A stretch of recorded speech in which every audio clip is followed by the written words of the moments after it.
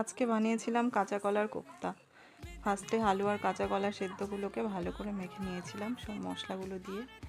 তার মধ্যে ছিল পেঁয়াজ কুচি, লঙ্কা কুচি, বেসন আর জিরে গুঁড়ো, লঙ্কা গুঁড়ো, কালো জিরে, হলুদ, নুন আর অবশ্যই একটা কাঁচা ডিম দিতে হবে এই মিক্সচারটাতে।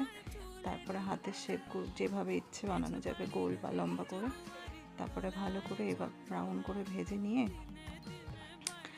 তুলে রেখে তারপরে এই যে কড়াইতে ফোড়ন দিয়ে তারপর মশলাগুলো দিয়ে কষিয়ে নিয়ে পরিমাণ মতো জল অ্যাড করে, জলটা ভালো মতো ফুটে গেলে, ঝোলটা ভালো মতো ফুটে গেলে ওতে দিয়ে দিতে হবে বড়াগুলো।